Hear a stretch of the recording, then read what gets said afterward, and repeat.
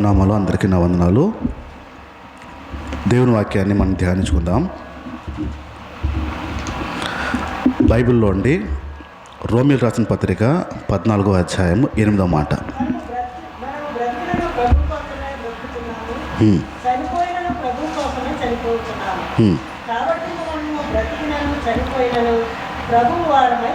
మన బ్రతికిన దేవుని కోసం బ్రతుకుతున్నాము. ఒకవేళ చనిపోవాల్సి వచ్చినా దేవుని కోసం మాత్రమే చనిపోవాలి. బ్రతికేదంతా దేవుని కోసము, చావు అయినా కూడా దేవుని కోసమే అయి ఉండాలి. అలాగే రోమీయులకు రాసిన పత్రికలోంచి 12వ అధ్యాయం 1-3. కాబట్టి సహోదరులారా,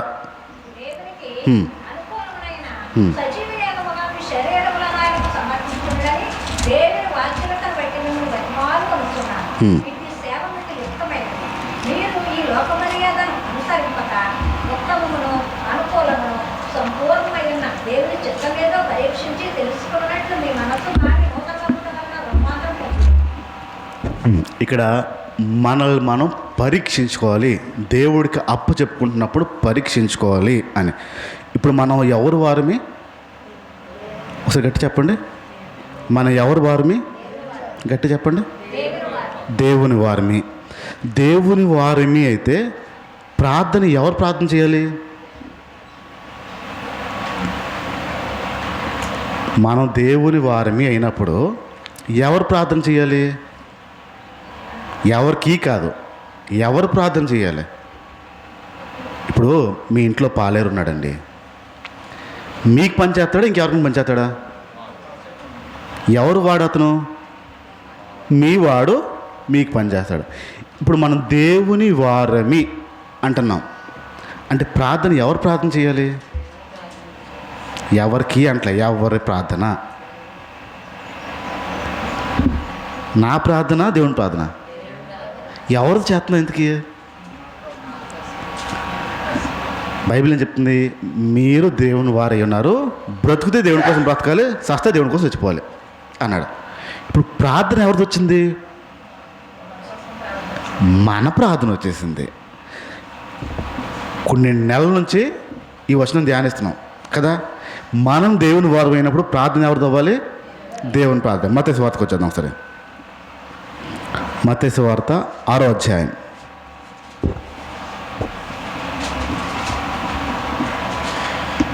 తీసారా? 6వ అధ్యాయము 5వ వచనం చూడండి ఒకసారి. మరి మీరు ప్రార్థన చేసినప్పుడు వేషధారుల వలె ఉండవద్దు, మనుషులు కనపడాలని సమాజ మందిరంలో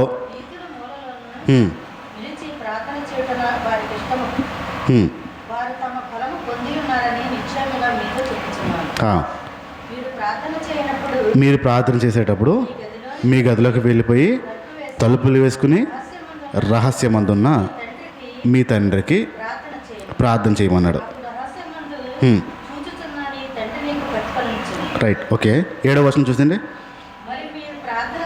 మరి మీరు ప్రార్థన చేసినప్పుడు అన్ని జనుల వలె, దేవుడు అంటే తెలియని వారి వలె వ్యర్థమైన మాటలు విస్తరించి మాట్లాడడం వలన దేవుడు నా ప్రార్థన వింటాడేమో అని తలుచుకోవద్దు. ఎవరి వలె? అన్ని జనులు ఎవరు ఏం చేస్తున్నారంట? వ్యర్థమైన మాటలు అంటే మాటల ప్రార్థన, ప్రార్థనలో వ్యర్థమైనవి. నెక్స్ట్,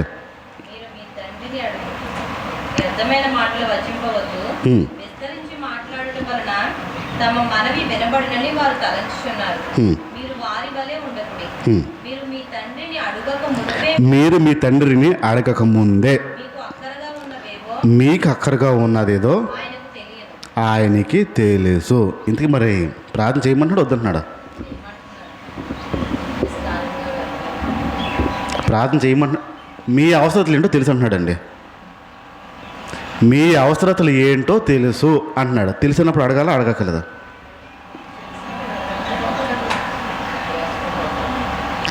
మీకేం కావాలో ఆయన తెలుసు అంట. అడగక్కర్లేదా? అడగాల్సిన అవసరం ఉందా?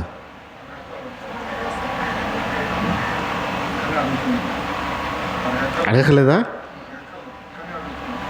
ఇప్పుడు ఇప్పుడు నేను చెప్పేదేనండి ఒకసారి. ఈ పెన్ను నేను మీకు ఇస్తాను, మీదే మీకు ఇచ్చేస్తాను, మీదే మీకు ఇచ్చేస్తాను పెన్ను. మీకు ఇది ఇవ్వాలని నాకు తెలుసు, నేను ఇస్తాను. రైట్? మీరు అడుగుతారా మానేస్తారా? నేనేమన్నాను? ఇది ఇవ్వాలని నాకు తెలుసు, నేను ఇస్తాను అని చెప్పేశాను. నేను ఇస్తాను అన్నప్పుడు మీరు అడగడంలో అర్థం ఉందా? అడగమనా అడగద్దనా? నేను ఇస్తానని చెప్పేసిన తర్వాత మీరు అడగాలా అడగకూడదా? అడగడానికి లేదు. ఇంకా నేను ఇస్తానన్నా. ఇప్పుడు ఎవరు ఇస్తా అన్నాడు? నువ్వు అడగకముందే, ఊహించకముందే, ఆలోచకముందే ఇస్తా అన్నాడు. ఇప్పుడు ఎవరులాగా అడగద్దు అంటున్నాడు? ఇప్పుడు ఎవరు అన్ని జనులు?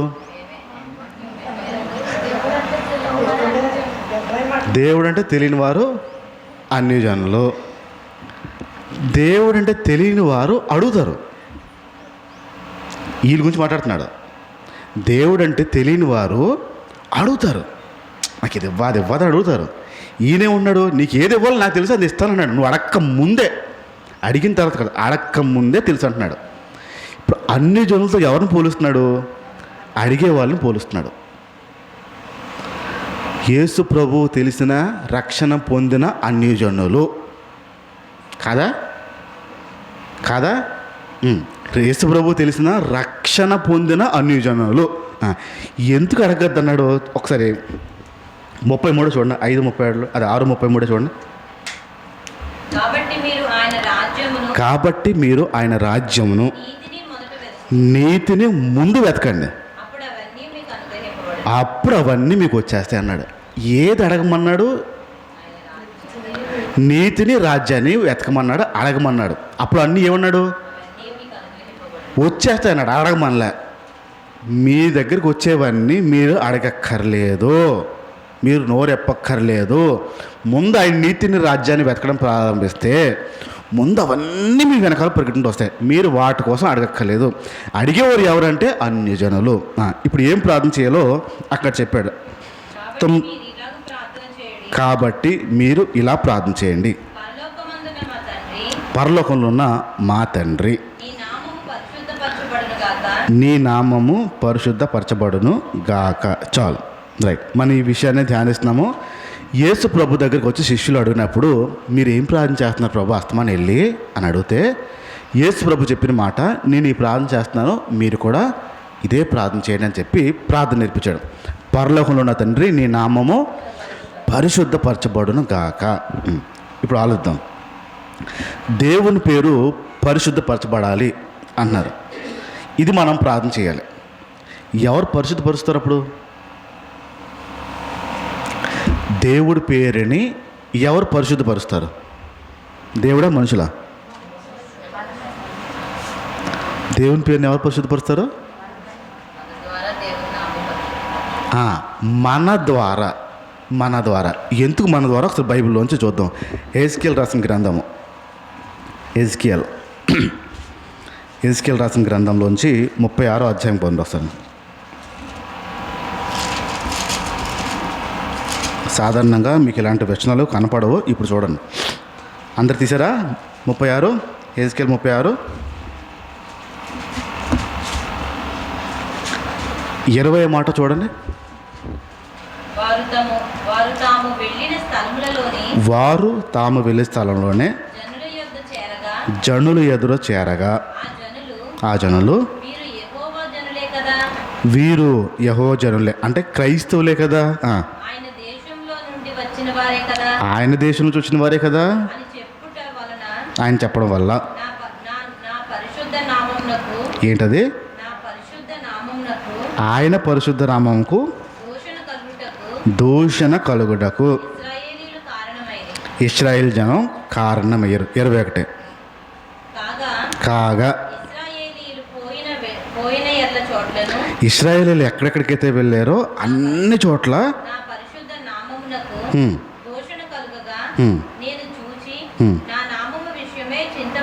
ఏంటదండి? అండర్లైన్ చేసుకున్న మాటలు మీకు అందుకే పెన్నులు తెచ్చుకోమని చెప్పాను. 10 రూపాయలు అంతే. ఈ వచనం ఎప్పుడైనా చదివారా? బైబిల్లో ఎప్పుడైనా ఈ వచనం చదివారా? అసలు ఉందని తెలుసా? ఏమంటున్నాడు? ఇశ్రాయేల్ ప్రజల గురించి మాట్లాడుతున్నాడు. ఎక్కడెక్కడికైతే వెళ్తున్నారో ఆయన పేరు పాడు చేస్తున్నారంట, నా పరిశుద్ధ నామం పాడు చేస్తున్నారు. కాగా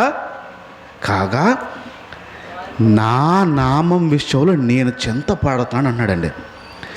దేవుడు పేరు పోగొట్టేస్తున్నారు ప్రజలు అని చెప్పి, దేవుడు నామం పోగొట్టేస్తున్నారని చెప్పి దేవుడు ఆ విషయంలో చింత కలిగి ఉన్నాడు.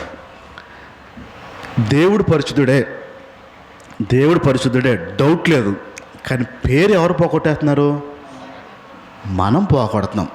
ప్రజలు దేవుని పేరుని చెరిపేస్తున్నారు, పాడు చేస్తున్నారు. ఇంకా బైబిల్ ఇంకా చూద్దాం. యెషయా గ్రంథంకి వద్దాం ఒకసారి. ఇప్పుడు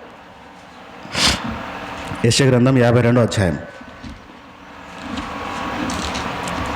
ఐజయా 52. యెషయా గ్రంథం 52వ అధ్యాయం తీసారు అందరూ. 5వ మాట చూడండి. ఇప్పుడు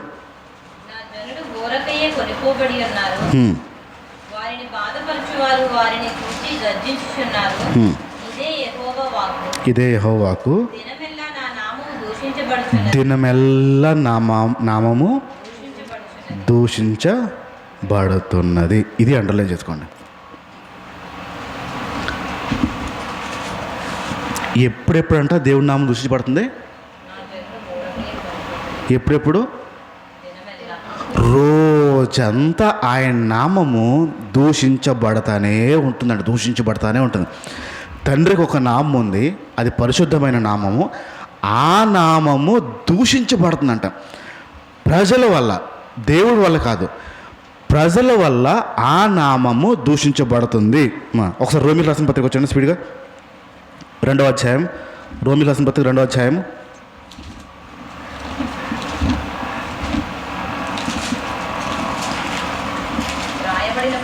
24. రాయబడిన ప్రకారం. ఎక్కడ రాయబడిన ప్రకారం? ఎక్కడ రాయబడిన ప్రకారం? అదే బైబిల్లోనే రాస్తలే, బయట పుస్తకాల్లో రాయరు. ఈ పాత నిబంధనలో రాయబడి, యెషయాలోని యెజ్కేలులో రాయబడిన ప్రకారము ఇక్కడ కోట్ చేస్తున్నాడు పౌలు. ఇక్కడ మాట్లాడుతున్నాడు, మిమ్ముని బట్టియే కదా దేవుని నామము అన్యజనుల మధ్యన దూషించబడుతున్నది. రైట్, ఇక్కడ చాలు, ఆపేయండి. ఇంకా ఒకటైతే క్లియర్, దేవుడు మంచోడు, దేవుడు పరిశుద్ధుడు, ఆయన నామం పరిశుద్ధమైన నామము. కానీ క్రైస్తవులైన మన వల్ల యేసు ప్రభు పేరు చెడిపోతుంది, పేరు పాడైపోతుంది. నా వైపు చూడండి. ఇంకా అందరూ, నేను బస్ స్టాప్లో ఒకరోజు కూర్చున్నాను. నా కాలేజ్కి వెళ్ళడం కోసం బస్ స్టాప్లో కూర్చుంటే ఒక బస్సు చాలా రష్గా ఉంటే నెక్స్ట్ బస్ ఎక్కుదామని నేను ఆగున్నాను. ఆ బస్ స్టాప్లో ఒక స్టిక్కర్ అంటించుంది. స్టిక్కర్ ఏంటంటే లూకా బైక్ మెకానిక్. ఆయన పేరు లూకా, అంటే క్రైస్తవుడు హిందుడా? క్రైస్తవుడు. లూకా బైక్ మెకానిక్ అని చెప్పి ఫోన్ నెంబర్ ఇచ్చింది. ఆ లూకా పైన యేసు ప్రభు బొమ్మ చిన్నది, చిన్న స్టిక్కర్ ఇలా అంటించాడు బస్ స్టాప్లో. లూకా బైక్ మెకానిక్ ఫోన్ నెంబర్ ఇచ్చి యేసు ప్రభు స్టిక్కర్ ఉంది. నేను కూర్చుని ఉన్నాను. ఈ లోపల ఇంకో ఆయన వచ్చాడు బస్ కోసం. వచ్చి నెమ్మదిగా అలా నడుచుకుంటూ వచ్చి ఇలాగా ఆ స్టిక్కర్ వైపు చూశాడు. లూకా బైక్ మెకానిక్ స్టిక్కర్ వైపు చూసి ఆ స్టిక్కర్లో సరిగ్గా యేసు ప్రభు బొమ్మ ఎక్కడుందో ఆ బొమ్మ చింపాడు. యేసు ప్రభు ఫోటో ఎక్కడుందో ఆ ఫోటో చింపాడు. ఆశ్చర్యం అనిపించింది. ఫోటో చింపాడు, మిగతాది ఉంచాడు. తెలుసుకోవడం కోసం కొంచెం అడ్డ రూట్లో వెళ్ళాలని మంచి పని చేశారు బేదరా అన్నాను. ఆనందం వచ్చింది ఆయనకి. లేకపోతే అన్నాడండి ఆయన, సరిగ్గా చింపుతారు మీరు, మంచి పని చేశారు అన్నాను నేను. అవును, చింపి వెళ్ళాలంటే ఉంచకూడదు ఈయనవి, అస్సలు ఈయనవి అన్నాడు. అంటే ఎక్కడ కొంచెం మర్యాద ఉంది. ఈ యేసుప్రభు వారివి అంటున్నాడు. ఈ యేసుప్రభు వారి ఫోటోలు ఎక్కడున్నా చింపేయాలన్నాడు. అదే అండి చింపేయాలి, నీ కూడా చింపేస్తానండి అన్నాను. మీరేం చింపుతారని అడిగాడు నన్ను. ముందు మీరు చెప్పండి, తర్వాత నేను చెప్తాను నన్ను. ఆయన్ని అడిగారు, ఎందుకు చింపేసావని. మీరు ఎవడని అడిగాడు. నేను మీకులా చింపేస్తానండి, నాకు అసలు నచ్చదండి అని చెప్పాను నేను. ఈయనకి ఎందుకు నచ్చదో అడిగాను. మా ఇంట్లో పై పోర్షన్లో అద్దెకి దిగుతారంటే క్రైస్తవులకి ఇచ్చానండి అని చెప్పాడు. అయితే అన్నాను. అనగానే ఆ క్రైస్తవులు 2 నెలలు ఉన్నారండి. ఇంటి నిండా మేకలు కొట్టారండి. 2 పిల్లలు ఉన్నారండి. గాడ్ నిండా గీతలే ఇల్లు సర్వనాశనం చేసి పెట్టేశారండి అని అన్నాడు. సడన్గా మా ఆవిడలు చూసింది పిచ్చెక్కిపోయినట్టయిపోయి వెంటనే ఖాళీ చేయిస్తూ ఉండాలని. అసలు ఏం పిల్లలండి వాళ్ళు, పెంపకం ఏంటండి అసలు వాళ్ళు, నాకు చాలా కోపం వచ్చిందండి అన్నాడు. ఎవరి మీద అన్నాడు? యేసుప్రభు మీద అన్నాడండి. యేసుప్రభు మీద కొంత కోపం వచ్చింది అన్నాను. మళ్ళీ క్రైస్తవులు కదండి అంటున్నాడు. క్రైస్తవులతో యేసుప్రభు మీద కోపం మీదకి వచ్చింది అన్నాను నేను. మళ్ళీ క్రైస్తవులు కదా అన్నాడు. యేసుప్రభు ఇల్లు అద్దెకి ఇవ్వమన్నాడు అడిగాను. వాళ్ళకి ఇల్లు అద్దెకి ఇవ్వని యేసుప్రభు చెప్పాడా మీకు అన్నాను. లేదు అన్నాడు. యేసుప్రభు ఆ ఇంట్లో ఉన్నాడా పోనీ అన్నాను. లేదు అన్నాడు. మరి ఎందుకు కోపం అన్నాను. ఈయన ఏం చేశాడు అని అన్నాను. మరి వాళ్ళు క్రైస్తవులు కదా, సౌండ్ తగ్గింది. క్రైస్తవులు కదా అన్నాడు. అవునండి మీరు అంటుంది రైటే, వాళ్ళు క్రైస్తవులే. ఇప్పుడు మీరు చంపారే యేసుప్రభు ఫోటో, ఆయన మీద ఎందుకు కోపం అవుతుంది మీకు వాళ్ళు చేస్తే అన్నాను. ఆగాడు. సర్లేండి అది వదిలేండి, మీకెంత కోపం అని అడిగాడు. నాకెంత కోపం అని అడిగాడు. యేసుప్రభు మీద అప్పుడు నేను మాట్లాడాను. నాకు మీకంటే ఎక్కువ కోపం అండి, మీరు యేసుప్రభు ముఖం చింపేస్తారు, నాకు యేసుప్రభు నమ్మినోడు కనిపడాడు ముఖం పగిలేలా మాట్లాడతాను నేను అన్నాను. ఆనందం వస్తుంది, ఒకవైపు భయం కూడా వేస్తుంది ఆయనకి, వీడేదో మళ్ళీ పెడతాడేమో అని. మాటల్లో చెప్పాను. నేను మీకులాగే క్రైస్తవులను చూశాను, యేసుప్రభుని నచ్చలే. నా పదం గుర్తుపెట్టుకోండి. నేను మీకులాగే క్రైస్తవులను చూశాను, నాకు యేసుప్రభు నచ్చలేదు, కోపం వచ్చింది. ఒకరోజు యేసుప్రభుని చూశాను, క్రైస్తవులకి యేసుప్రభుకి తేడా ఉంది. ఒకరోజు యేసుప్రభుని చూడడం ప్రారంభించాను, క్రైస్తవులకి యేసుప్రభుకి తేడా ఉంది. అప్పుడు నాకు యేసుప్రభు నచ్చడం మొదలెట్టాడు. మీరు క్రైస్తవులను చూసారా, యేసుప్రభు నచ్చాడో, మీరు యేసునే చూసారా, యేసుప్రభు నచ్చుతాడు అన్నాను. కాస్త ఆలోచించాడు. ఇదేదో కొంచెం ఎండకు బాగుంది, ప్రయత్నిస్తాను అన్నాడు. అక్కడితో బస్సు వచ్చింది, మాట్లాడలేను. ఇప్పుడు ఆయన నొప్పి, క్రైస్తవుడు ఇంట్లో దిగాడు, ఇల్లు పాడు చేశాడు, కోపం ఎవరి మీకు వెళ్ళింది? అద్దె తీసుకున్నాడు కదా, ఏదో వస్తున్నారు కొక్కురితే కదా, కోపం ఎవరి మీకు వచ్చింది? దేవుడు. ఎంతమంది దగ్గర ఉంటాడు ఈ యేసుప్రభు నమ్మిలో ఉన్నారే అని ఎంతమందికి చెప్పుంటాడు? ప్రభు పేరు క్రైస్తవుల వల్లనే పాడైపోతుంది. ఈ క్రైస్తవుల వల్లనే మనం పోయిన వారంలో కొన్ని విషయాలు నేర్చుకున్నాము. ఒక్కసారి క్లుప్తంగా గుర్తించుకునే ప్రయత్నం చేద్దాం. క్రైస్తవుల పేరు అంటే క్రైస్తవులకు ఉన్న పేరు, క్రైస్తవులు యేసుప్రభుని నమ్మేవారు అని. ఈ యేసుప్రభుని నమ్మేవారు, దేవుణ్ణి నమ్మేవారు దేవుని పేరుని ఎలా పాడు చేస్తారు అనే విషయాలు మనం పోయిన వారం నేర్చుకుని క్లుప్తంగా నేను చెప్పేస్తున్నాను. మొట్టమొదటిది, కొన్ని ప్రాంతంకి వెళ్ళకూడదు, కొన్ని తినకూడదు, కొన్ని చేయకూడదు. ఇవన్నీ క్రైస్తవులు కొంచెం చేస్తారు. చేసినప్పుడు ఆటోమేటిక్గా కోపం అనేది వారిలో వచ్చేస్తుంది. రెండోది, ఎప్పుడు చూసినా ప్రార్థనే, ఎప్పుడు చూసినా ప్రార్థనే, ప్రార్థన. మీరు ఎక్కువ ప్రార్థన అనే విషయం ఎత్తినా ఇతరులకి కోపం అనేది వస్తుంది. మూడోది, ఎప్పుడు చూసినా వారు ఎదురుగుండా బైబిల్ చదువుతూ ఉండడం, మనుషులు ఎదురుగుండా బైబిల్ చదువుతూ ఉండడం అనేది ప్రమాదకరమైంది. నాలుగోది, ఎప్పుడైనా మీరు బయటికి వెళ్ళినప్పుడు మీ క్రైస్తవ బ్యాచ్ చూసుకుని వారి దగ్గరికి వెళ్ళి కూర్చోకూడదు. ఎప్పుడైనా ఎక్కడైనా బయటికి మీరు ఫంక్షన్స్కి వెళ్తున్నప్పుడు మీ క్రైస్తవ బ్యాచ్ చూసి వీళ్ళందరూ మా క్రైస్తవులు అని చెప్పి వాళ్ళ దగ్గర కూర్చోవద్దు. బయట వాళ్ళ దగ్గరికి వెళ్ళి కూర్చోండి, వారితో మాట్లాడండి, అందరితో కలవాలి. ఐదో చెప్తున్నాను, బయట వ్యక్తులు మీ దగ్గర ఎవరైనా కనపడగానే ప్రార్థన చేసుకో అని చెప్పడం, మీరు అలా అనొద్దు, ప్రార్థన చేస్తున్నాను చెప్పండి. ఆరోది, కనపడగానే చర్చికి రా అని చెప్పొద్దు, ఏ రోజు పిలవద్దు చర్చ్కి. ఏడోది, నీ విశ్వాసాన్ని ఏదైతే నమ్ముతున్నావో దాన్ని ఎలా అయితే నువ్వు గౌరవంగా చూస్తావో ఇతరుల విశ్వాసాన్ని, ఇతరుల నమ్మకాన్ని కూడా మీరు గౌరవంగా చూడాలి. చులకనగా చూడడానికి వీల్లేదు, చులకనగా మాట్లాడడానికి వీల్లేదు.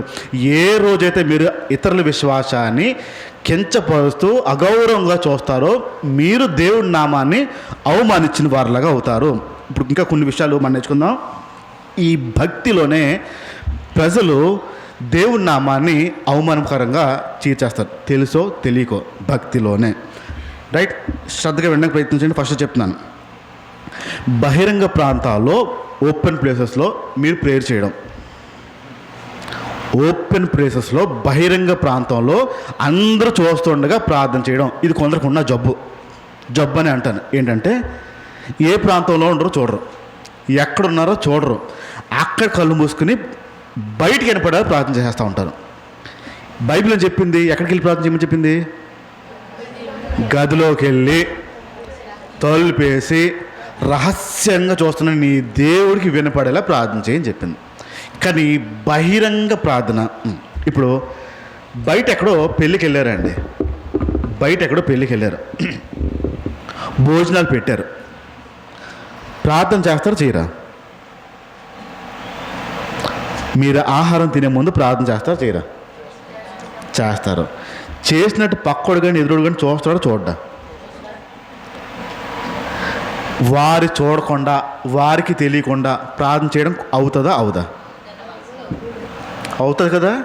కానీ ఏంటి మన ఉద్దేశం? అప్పుడు నేను క్రైస్తవుని ప్రార్థన చేస్తున్నా, చూడండి మిమ్మల్ని చేస్తాం, మా తంతు ఇది, మిమ్మల్ని చెయ్యాలి. చూడాలి అక్కర్లేదు, ఆడ చూడాలి. ఎంత భక్తులో వీళ్ళు, తినే ముందు కూడా ప్రార్థన చేస్తారు. ఎంత భక్తులు అనుకోవాలి. మీ క్రైస్తవు ఎవరి దగ్గర చూపిస్తారండి? ఎవరి దగ్గర చూపిస్తాం? ఇలాంటి పనులు చేశారా ఖచ్చితంగా దేవుడి నామం దూషించబడిపోద్దు. మీరు ఇలాంటి పనులు చేయొద్దు. రెండో మాట చెప్తున్నాను,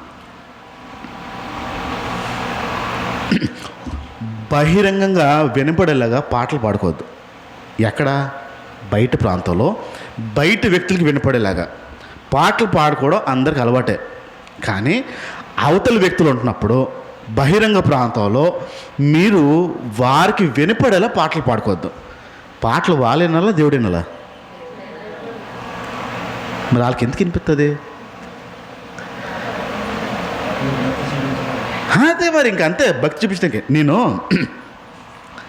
విశాఖపట్నం నుంచి పార్వతీపురం ప్రార్థన కోసం వస్తున్నాను. సంత ఉంటే ఆ సంత ఎక్కి వస్తున్నాను. నేను కూర్చున్నాను ఒక ప్లేస్లో. నాకు ఒక 2 సీట్ల అవతల సేమ్ తెల్ల చొక్కా, తెల్ల ప్యాంట్ సేమ్, ఈడవడో మనోడే అనిపించింది నాకు. ఎందుకులే మళ్ళీ ఏదైనా ఆడ కాదా మనోడో కాదా అని డౌట్ వచ్చింది. అలా ఆగుంటే ఆ వ్యక్తి జాతకం కనిపిస్తుంది. ఆ వ్యక్తి ఏంటో ఏంటంటే పనులు వద్దులైతే ఇంక కెలకద్దేయండి అనిపించింది. ట్రైన్ స్టార్ట్ అయిందండి. పాటలు మొదలు పెట్టాడండి, మంచి కంఠం, భలే పాడుతున్నాడండి. ఆ భోగి అంతా వినిపిస్తుంది. ఆయన పాడుతుంటే ఎవరు పాడుతున్నారు అని మెడలు ఇలా ఉంచి చేస్తున్నాడు. పైన ఎవడో ఉన్నాడు, ఆడితే వీడు తీసేస్తున్నాడు. బాలసుబ్రహ్మణ్యం వచ్చాడు అన్నట్టుగా వీడు తీసేస్తున్నారు. గట్టి గట్టి పాటలు పాడుతున్నాడండి. అలా తిరుగుతున్నాడు. ట్రైన్ కదిలింది, అలా తిరుక్కుంటా. ఎంత భక్తి! నాకు చూస్తుందేమో వేరే, నాకు కనిపిస్తుంది ఆయన ఏం చేస్తాడో కనిపిస్తుంది. వీడు చేసే పనులేమో వేరే ఉన్నాయి. సరిగ్గా విజయనగరం వస్తుందండి. విజయనగరం వచ్చింది. స్టేషన్లోకి ట్రైన్ రాగానే 2 గేట్ల వైపు నుంచి స్క్వాడ్ ఎక్కారు. టికెట్ తీయండి స్క్వాడ్ అడుగుతుంటే మనోడి దగ్గర టికెట్ లేదు. ఎవరి దగ్గర? బాలసుబ్రహ్మణ్యం దగ్గర. పాటలు పాడేది ఎవడు? పాస్టర్. అప్పుడు వరకు జనాలకు వినపడేలా పాడాడు. నేను పాటలు పాడుతాను చూడండి అంటే అందరూ చూస్తున్నారు. విజయనగరం రాగానే టికెట్ లేకుండా ఎక్కేసాడు మనిషి. నీట్గా తీసుకెళ్ళిపోయారు కాలర్ పట్టుకుని. కింద దింపిస్తారు ఆయన్ని. దింపి ఆర్పిఎఫ్లకి అప్పచెప్పారు. ఆయనది కూడా పార్వతీపురమే ఉండేది. ఇప్పుడు బహిరంగంగా పాటలు పాడాడు. అందరూ అంటున్నారు వీడి క్రైస్తవుడు, తెల్లబట్టలేసాడు కాబట్టి పాస్టరు అంటున్నాడు. ఇప్పుడు టికెట్ తీయలేదనే విషయం అందరికీ తెలిసిపోయింది. ఏమనుకుంటారు ఇప్పుడు? ఏమైంది వీడి భక్తి ప్రదర్శన? దేవుడు నామానికి ఆ భోగిలో ఎంతమంది ఉన్నారు? ఏం మాట్లాడతారు ఇంటికి వెళ్ళాక? ఈరోజు ఒక పాస్టర్ వచ్చాడే, పాటలు పాడాడు, తెగ పాటలు పాడాడు, భలే పాడాడు. తేరాతో టికెట్ లేదు. అది ఆడి బతుకు. దేవుడి పేరు ఏమవుద్ది ఇప్పుడు? వీడికి ఏమవుద్దు, నష్టమే లేదు. నష్టపోయేది మీరు బహిరంగ ప్రాంతంలో మీరు పాటలు గట్టిగా పాడద్దు. 4వ విషయం చెప్తున్నాను. 3వ విషయం చెప్తున్నాను. దేవునికి స్తోత్రం అనండి, హల్లెలూయా అనండి, దేవానండి. ఏమన్నాను? దేవునికి స్తోత్రం, దేవా హల్లెలూయా. ఈ పదాలు మీకు తెలుసా తెలీదా? తెలుసు. హల్లెలూయా. ఏంటది? హల్లెలూయా. ఆవులెంతకి హల్లెలూయా. దేవునికి స్తోత్రం. నీ హచ్చికి దేవునికి స్తోత్రం సంబంధం ఏంటి? నీ ఆవులెంతకి హల్లెలూయా సంబంధం ఏంటి? అవస్థలో లేని చోట నీ దేవుడి నామం ఉచ్చరించదు, ఇది బైబిల్ చెప్తుంది. ఏదైనా అయినప్పుడు టక్కన భయపడ్డారనుకో, ఏసు రక్తం చేయ, ఏసు రక్తం చేయ. ఏంటి ఏసు రక్తం చేయం? ఏం చేసేద్దని మీ ఉద్దేశం? ఇది మంత్రం ఇది. ఈ పదాలన్నీ వాడేస్తారు చూడండి. మీరు ఎక్కడున్నారో చూడరు, ఏ ప్రాంతంలో ఉన్నా చూడరు. మీకు ఆవులెంత వచ్చినా తుమ్ము వచ్చినా దేవుని పదం వాడేస్తారు. మీ తుమ్ములకి ఆవులెంతకి దేవునికి సంబంధం లేదు ఇప్పుడు. కానీ వాడేస్తారా వాడరా? వాడేస్తారు. ఏమనుకుంటాడు అవతలోడు? క్రిస్టియన్స్ అనుకుంటా వీళ్ళు, చర్చికి వెళ్తారు అనుకుంటా వీళ్ళు, అందుకే దేవుని స్తోత్రం అన్నారు, అందుకే హల్లెలూయా అన్నారు. మీ భక్తిని ఈ పదాల ద్వారా చూపించద్దు, ఈ పదాల ద్వారా చూపించద్దు. ఇలాంటి చిన్న చిన్న పనులు చేయడం వల్ల దేవునికి విరుద్ధమైన పనులు మనం చాలాసార్లు చేసేస్తూ ఉంటాము. 5వ విషయం చెప్తున్నాను. 4వ విషయం క్షమించండి. 4వ విషయం, భర్త యేసుప్రభు నమ్ముకోలే. ఏమన్నాను? నమ్ముకోలేదు. అయితే భార్యకి చర్చికి రావడం ఇష్టం. భర్తకి నచ్చలే, భార్యకి నచ్చింది. దేవుని సన్నిధికి, దేవుని మాట వినడానికి, దేవుని వాక్యం బ్రతికిస్తుంది కనుక దేవుని మాట వినడానికి భర్త ఒప్పుకోపోయినా రావచ్చా రాకూడదా? సమాధానం చెప్పండి.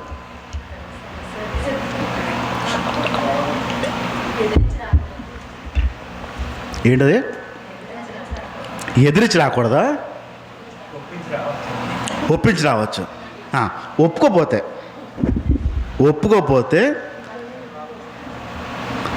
రావచ్చా రాకూడదా?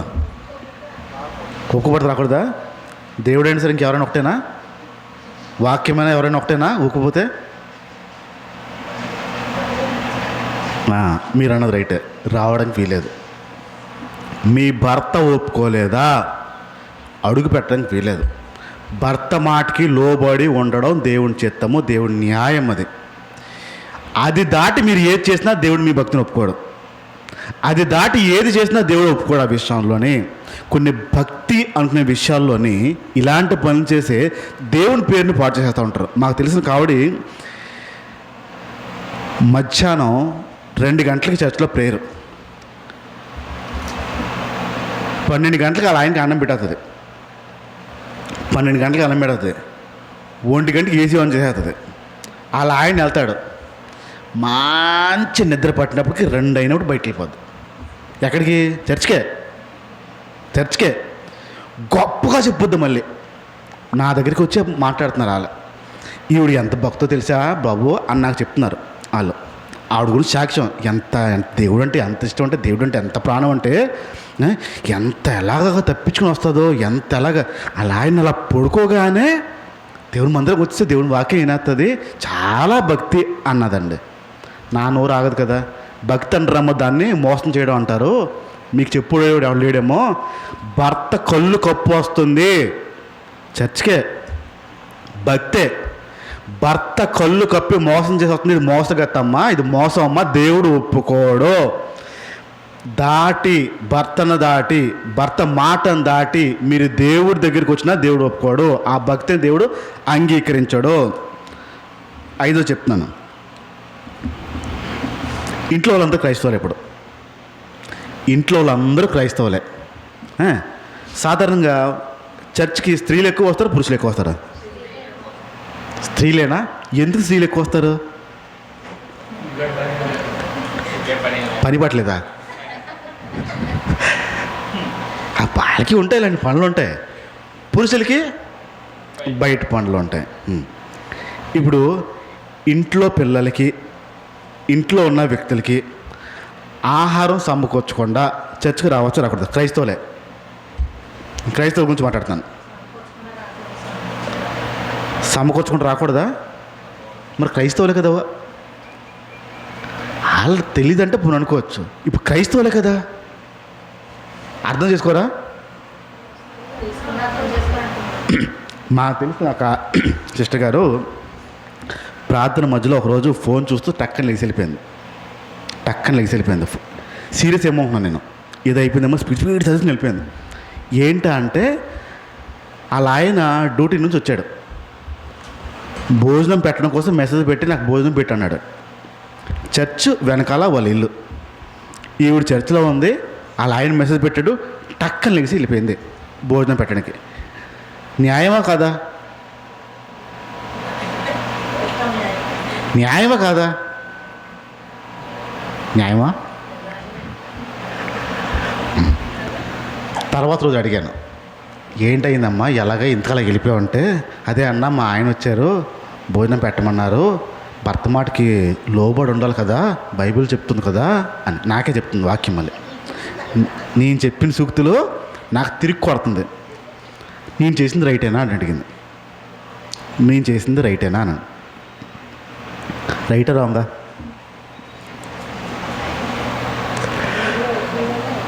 రైటా రాంగా? క్రైస్తవ కుటుంబం రైటా రాంగా? ఇప్పుడు మళ్ళీ చెప్పండి నాకు ఇలాంటి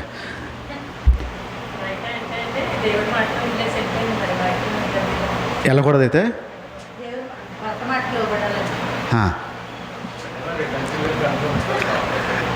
ఇక్కడ అర్థం చేసుకోండి, క్రైస్తవ కుటుంబం ఏం పెట్టడానికి పిలిచాడు?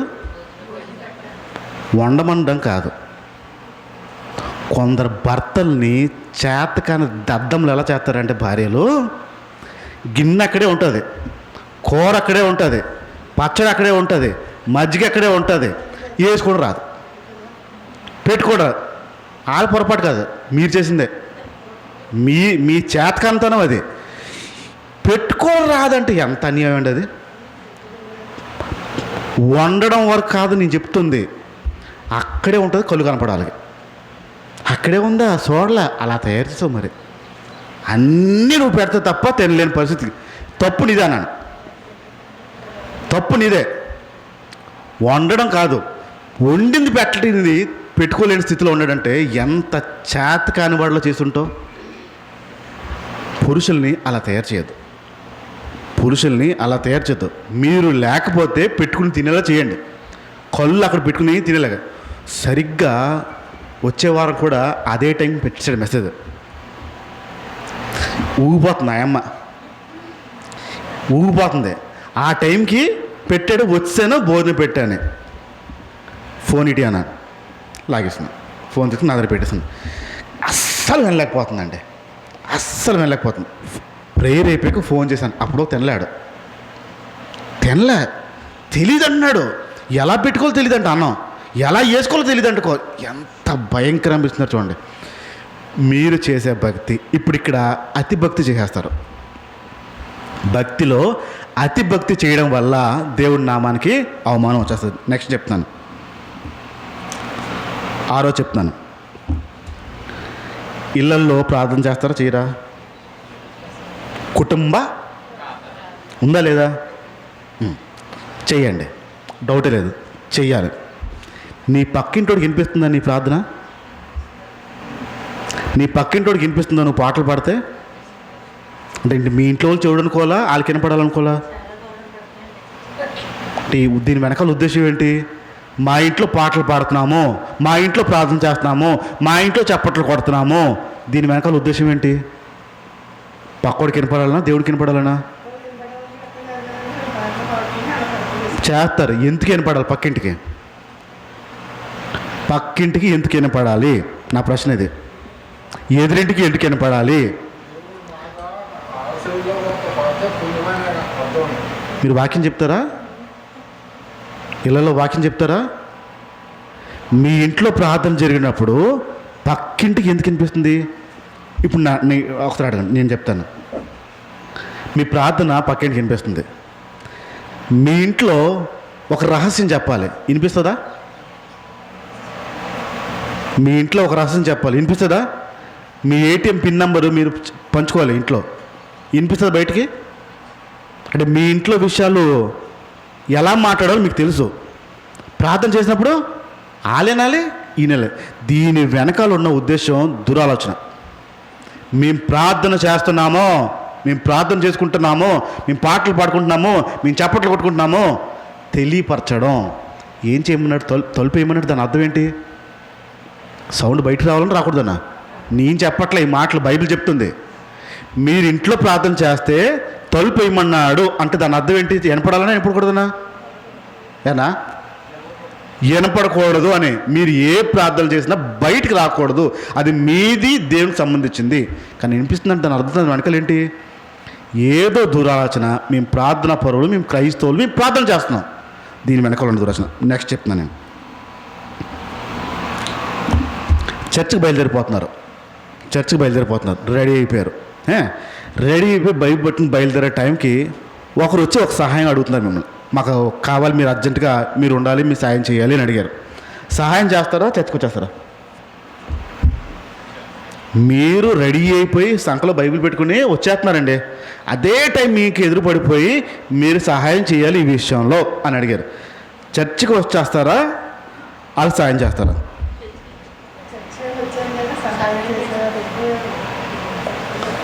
సహాయం చేస్తారా? చర్చికి ఏం చేస్తారు? చర్చికి లేట్గా వస్తారా? ఫస్ట్ ఎవరు చేస్తారైతే? ఏ సహాయం? పిన్ని రాయే మామిడికాయ మొక్కలు కొట్టాలి, ఒకదాన్ని కొట్టలేను అన్నారు అనుకో, వెళ్ళిపోతారా? ఎలాంటి వాటికి? రైట్. ఏ సహాయమో ఎలాంటి సహాయం చూసి సహాయ తీవ్రతను బట్టి మీరు ముందు సహాయం చేయడానికి ప్రయత్నించాలి. దేవుడి సన్నిధికి రావడం కాదు, వాక్యం వినడం కాదు. మీరు ముందు సహాయం చేసిన తర్వాత అది చర్చ అవని, వాక్యం అని, ఇంకేదైనా అవనివ్వండి, ఖచ్చితంగా సహాయం చేసిన తర్వాతే దేవుడు వాక్యం. ఇది చేయకుండా మీరు భక్తిని చేయలేరు, భక్తిని ప్రదర్శించలేరు అక్కడ. రైట్. నెక్స్ట్ విషయం చెప్తున్నాను. ఎనిమిదో విషయము ఇప్పుడు మీకు అవసరం ఉండకపోవచ్చు, కానీ రాబోతున్న ఈ తరంకి ముందుగా చెప్పేస్తున్నాను. ఎనిమిదో విషయము మీకు అవసరం ఉండకపోవచ్చు, రాబోతున్న తరానికి. మీ దగ్గరికి ఐపీసీ వాళ్ళు వచ్చి కొంత మేలు చేశారు, కొంత కీటని చేశారు. మేల్లో ఏంటంటే మీకు పండుగలు ఏం అలవాటు చేయలేదు. ఏ పండుగలు? క్రిస్మస్ పండుగ, గుడ్ ఫ్రైడే పండుగలు ఏవి అలవాటు చేయలేదు. ఒక మేలు చేశారు. రాబోతున్న తరంకి మీరు గుర్తుపెట్టుకొని ఇది జరగనివ్వకుండా చూసుకోవడానికి ప్రయత్నం చేయండి. నేను ఉండొచ్చు, ఉండకపోవచ్చు, కానీ సంఘం పాడవకుండా కొన్ని పనులు వారికి బాగా తెలుస్తూ చెప్తాను. క్రిస్మస్కి ఆంధ్ర ప్రాంతంలో క్రిస్మస్ జరిగిందంటే ఆంధ్ర ప్రాంతంలో అర్ధరాత్రి నుంచి రోడ్ల మీద తిరిగి క్రిస్మస్ క్యారల్స్ అని పాటలు పాడతారు. క్రిస్మస్వి క్యారల్స్ పాడతారు, రోడ్డు మీద పాడతారు.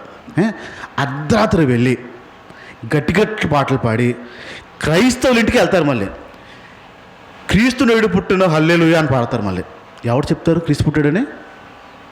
యేసు ప్రభు పుట్టాడు ఎవరు చెప్తారు? వాళ్ళ ఇంట్లో దూరి అర్ధరాత్రి పాటలు పాడి యేసు ప్రభు నేడు పుట్టానని పాడి కేకులు కోసుకుని అల్లరి చేసి వస్తారు ఆంధ్ర ప్రాంతం. ఇక్కడ అలవాటు అవ్వలేదు. చాలా సంతోషం ఆ విషయంలో. ఆయన తెలుస్తాయి రాజుగారికి, కొత్త రాజుగారికి తెలుస్తాయి. క్రిస్మస్ అవుతే ఊర్లో ఎంత గొడవలు ఉంటాయి, ఎంత భయంకరంగా ఉంటుందో. స్టార్లు పెట్టే విషయంలో ఇక్కడ స్టార్లు పెట్టట్లే. సంతోషం. మీరు ఆంధ్ర వెళ్ళారంటే క్రిస్మస్ టైంకి మొత్తం స్టార్లే. ప్రతి ఇంటి పైన స్టారే, చర్చిలో స్టారే. ఎంత భయంకరంగా ఉంటుందంటే, ఒరే ఆ చర్చోడు ఎంత పెద్ద స్టార్ పెట్టాడు రా, మనది ఆడకట్ట పెద్దగా ఉండాలి. భక్తి. ఏ చర్చ్ పెద్ద స్టార్ పెడితే అంత భక్తి. ప్రజల్లో ఒక భయంకరమైన వాతావరణం తీసుకొచ్చేది భక్తిని చూపించే. భక్తి విషయంలోనే ఈ భక్తి విషయం దాటండి, ఇలాంటి పనులు చేయడానికి వీల్లేదు. 9వ విషయం చెప్తున్నాను. మీటింగ్లు అనండి అయ్యా ఎప్పుడైనా నేను లేనప్పుడు బోల్డ్ అయ్యాయి కదా మీటింగ్లు బోల్డ్ మీటింగ్లు అయ్యాయి. నేను వచ్చిన తర్వాత మీటింగ్లు అవ్వలేదు.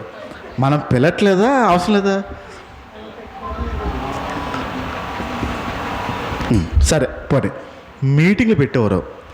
ఉదయం అయ్యేదా మీటింగ్? రాత్రి అయ్యేదా? మధ్యాహ్నం అయ్యేదా? రాత్రి కూడా అయ్యేది. రాత్రి ఎప్పుడు ఆగుద్ది మీటింగు? రాత్రి ఎప్పుడు ఆగుద్ది మీటింగు? లెక్కపత్రం లేదు. ఆ మాట్లాడాడు ఎప్పుడు ఆపితే అప్పుడే. ఊర్లో జనం పడుకోరా ఆ టైంకి? పడుకునే టైం. ఎవడు పెట్టమన్నాడు ఆ సౌండు? ఎవడు పెట్టమని ఉంటాడు అంత సౌండు? అంటే ఊర్లో పడుకుంటారనే విషయం తెలియదా క్రైస్తవుడికి? తెలీదా? నేటి కాలంకి జరుగుతున్నాయండి. నేటి కాలంకి జరుగుతూ ఉంది. ఇప్పటికి మీరు ఆంధ్ర ప్రాంతంకి వెళ్తే ఒక మీటింగ్ ముగించడానికి రాత్రి 1 గంట అవుతుంది. 6 గంటలకు ప్రారంభిస్తూ ఉంటారు. 6 గంటలకు ఎవరు ఉండరు అక్కడ మీటింగ్కి, ఎవ్వరూ ఉండరు. 8 గంటలకు పాటలు మొదలు పెడతారు. సాక్ష్యాలు అంటారు, ఇంకంటారు, అదంటారు, ఇదంటారు. పాస్టర్ వచ్చేది 9:30, 10కి.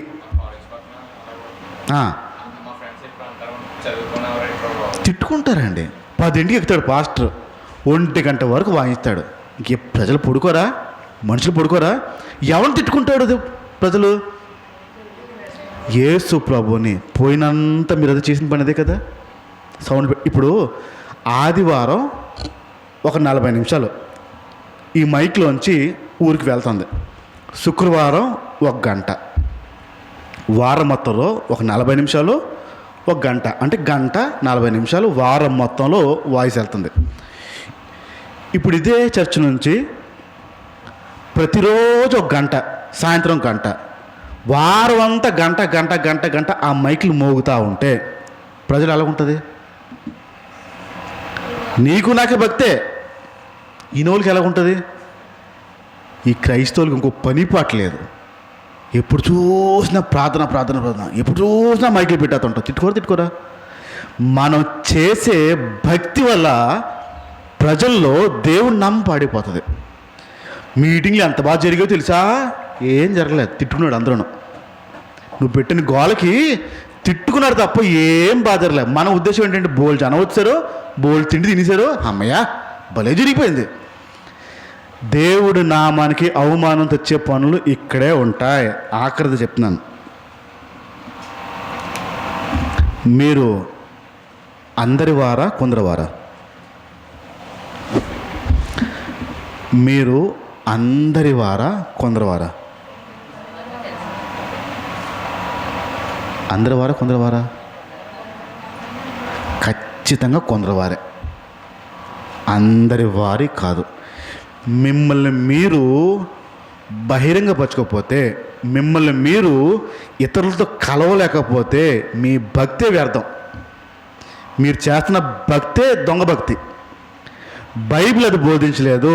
మీరు ప్రతి ఒక్కరితోనే కలవాలి. మీరు కొందరు వారుగానే మిగిలారంటే మీ భక్తిలో ఎక్కడో లోపం ఉంది, జాగ్రత్త. భక్తి అనేది ఇతరులని ఇబ్బంది పెట్టకూడదు. మనం చేస్తున్న భక్తి ఇతరులను ఇబ్బంది పెట్టిందంటే మన భక్తి లోపం అది. యేసు ప్రభు పేరు ఊరికే తిట్టుకోరు, మనం చేస్తున్న భక్తి వల్లే తిడతారు. అతి భక్తి చేసి దేవుడి పేరుని పాడు చేయొద్దు. మీ భక్తి బైబిల్ చెప్పినట్టు ఉండకపోతే, బైబిల్ చెప్పినట్లు లేకపోతే ఖచ్చితంగా మీ భక్తి ప్రశ్నించబడుతుంది. సమస్య ఎక్కడ వస్తుందంటే, ఒకసారి చప్పట్లు కొట్టండి. నేను కొట్టమన్నప్పుడు మీరు ఎంత కొట్టమని ఆలోచించారా? కొట్టారా? ఈడు చెప్పాడు. భక్తి చెడిపోవడానికి కారణం కూడా పాస్టరే. పాస్టర్ ఏం చెప్తాడో మీరు అది చేసుకుంటూ వెళ్ళిపోతారు. మీ చేతిలో బైబిల్ ఉంది, అవునా కాదా, నిజమా కాదా ఏమి ఉండదు. నా పాస్టర్గా చెప్పారు. నీ పాస్టర్ చెప్పినా నేను చెప్పినా బైబిల్ చెప్తుందా లేదా మీరు సరి చూసుకోవాల్సిన బాధ్యత మీదే.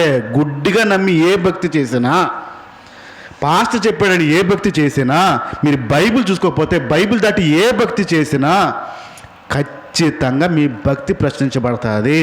మీరు చేసే అతి భక్తి వల్లే దేవుని పేరు పోతుంది. అది పాస్టర్ చెప్పాడని చెప్పి మీరు భక్తి చేసినా, బైబిల్ చెప్పకపోతే మాత్రం భక్తి తేడా ఉంది. ఏదో ఆలోచించుకోవాల్సింది ఏదో ఉంది. దేవుని పేరు అన్ని జనుల మధ్యన దూషించబడుతుందంటే అది క్రైస్తవుల వల్లే, క్రైస్తవులు చేసే అతి భక్తి వల్లే.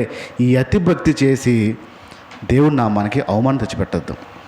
బైబిల్ ఏం చెప్తుందో అదే, ఆఖరికి నేనేం చెప్తున్నానో కూడా మీరు చూసి పరీక్షించుకోవాల్సిందే. ఆఖరి రోజులో ఉన్నాము. బైబిల్ దాటి భక్తి ఏది చేయొద్దు. పాస్టర్ చెప్పాడని, మా సంఘం చెప్పిందని, మా సంఘం ఉన్న కట్టుబాటు అని చెప్పి ఏది చేసినా అది